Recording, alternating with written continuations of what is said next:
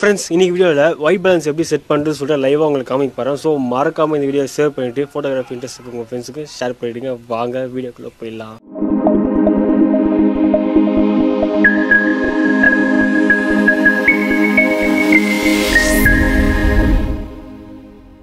நம்ம camera open பண்ணிவிட்டு white balance செட்டிங்குள்ளே போயிடலாம்.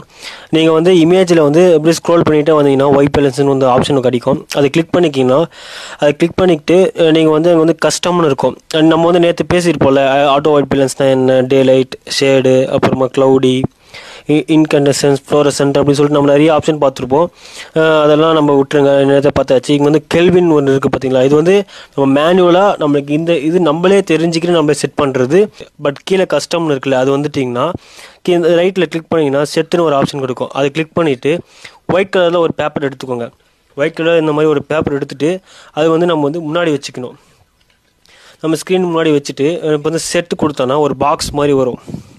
அந்த பாக்ஸ் ஸ்ட்ரெயிட்டாக அந்த ஒயிட் கலர் வச்சுட்டு அதுக்கப்புறம் நீங்கள் வந்து ஓகே ப்ரெஸ் பண்ணிங்கன்னா அது வந்து கரெக்டான அந்த சினாரியோக்கு ஏற்ற மாதிரி ஒரு ஒயிட் பேலன்ஸ் வந்து கொடுத்துரும்.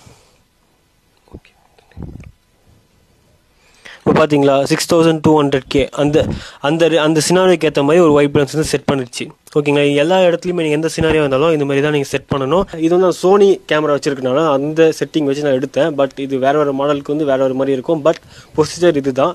என்ன ஃப்ரெண்ட்ஸ், இந்த இன்ஃபர்மேஷன் யூஸ்ஃபுல்லாக இருந்துச்சு, நம்ம ஃபாலோ பண்ணிக்கோங்க. நெக்ஸ்ட் வீடியோ பார்க்கலாம். பாய்.